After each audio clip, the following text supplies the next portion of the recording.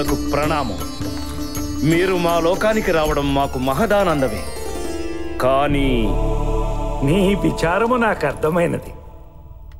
నేను తలరాతలు రాయడం మొదలుపెట్టినప్పుడు భూలోకంలో కేవలం 1,000,000 మంది మాత్రమే ఉన్నారు. కానీ ఇప్పుడు నిర్విరామంగా కృషి చేసి 900 కోట్ల మంది తయారయ్యారు. అంతమంది తలరాతలు రాయడానికి మన దగ్గర స్టాఫ్ లేరు కదా. అందుకనే నా సిస్టంలో ఎవరి తలరాతలు వాళ్లే రాసుకునే విధంగా ఒక సాఫ్ట్వేర్ డిజైన్ చేశాను.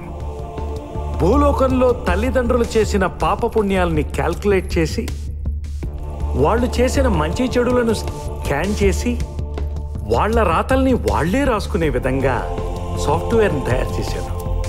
జస్ట్ మనం జననం మరణం లెక్కించడం తప్ప చేసేది ఏమీ లేదు. అయినా భూలోకంలో 30% మంచి ఉండగా 70% ఉన్న చెడును మాత్రమే మీ చిత్రగుప్తుడు మీకెందుకు చూపిస్తున్నట్టు? సరే, జరిగిందేదో జరిగిపోయింది. తక్షణమే డేటా కార్డు మార్చి ఆ మానవునికి చూపించమను.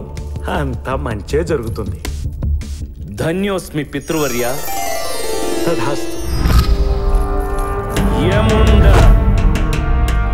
చిత్రగుప్త ప్రభు, డేటా కార్డు మార్చుము. ఓహో, ఆ బ్రహ్మం వచ్చి ఏదో ఫిట్టింగ్ పెట్టినట్టున్నాడు. మంచియే లేదన్న మూర్ఖ మానవ, ఇప్పుడు చూడు. దేవుడా, నా ఫస్ట్ శాలరీ అనాథాశ్రమానికి ఇవ్వగలిగాను. అక్కడ పిల్లల్ని చూసి చాలా జాలేసింది. వాళ్ళకి మంచి జరిగేలా చూడు స్వామి. హాయ్, ఏంటి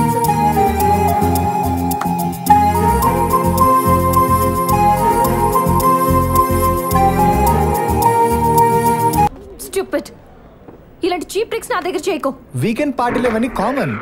వారంలో 5 రోజులు మిషన్లా పనిచేస్తాం, కానీ ఒక్కరోజు మనుషుల్లా ఎంజాయ్ చేస్తాం. మనుషుల్లా కాదు, వీధి కుక్కల్లా బిహేవ్ చేస్తున్నారు. ఏంటి రెచ్చిపోతున్నావు? మా హై సర్కిల్ ఇవన్నీ కామన్. మీ సర్కిల్లో మీరు ఎలాగైనా తగలడండి, అది మీ ఇష్టం. కానీ అందరూ అమ్మాయిలు అలా ఉంటారనుకోకండి. హలో, సాఫ్ట్వేర్ లో ఇది కొత్త కాదు, నీ కొత్త ఏమో. నీతో argument waste. Don't make issue. Get from this place. ఏటి మీ అమ్మాయిని హాస్టల్లో చదివిస్తున్నావా? నీ బతుకు బస్ స్టాండేరా? ఓర్ చుక్కారాజు, ఏటి ఊరెళ్తాన్నావు? ఎక్కడికి వెళ్ళావు? ఏంటి అమ్మాయిని విశాఖపట్నం హాస్టల్లో జాయిన్ చేయడానికి తీసుకెళ్ళావా? ఏటి చోడవరం సరిపోలేదేటి? వారు నీకు మందు చుక్క, నాకు ఇదిగో ఈ ఆవకాయ మొక్క. మాస్టారు, మీకు అమ్మాయింది కదా? నాకు అర్థమైపోయింది. ఏంటి మందు ముందు పెట్టుకుని సెల్లుకు తెగ పని చెప్తా ఉన్నారు? చెప్తాను సార్. మా అమ్మాయికి 2 సంబంధాలు వచ్చాయండి. ఎందుకు వాళ్ళకి నచ్చలేదు.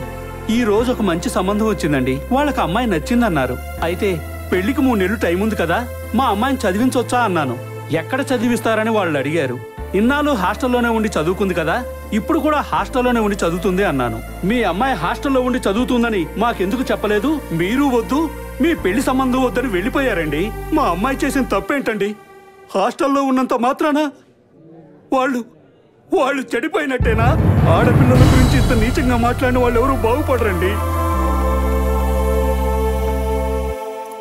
నాన్నగారు. అమ్మా నీతు, చెప్పండి నాన్నగారు. ఎక్కడున్నావు అమ్మా? ఇప్పుడే ఆఫీస్ నుంచి వస్తున్నాను. అమ్మకి బాగాలేదు, నువ్వు వెంటనే బయలుదేరమ్మా. ఏమైంది నాన్నగారు? అమ్మకి బాగాలేదంటే అవన్నీ ఎందుకమ్మా? వెంటనే బయలుదేరు.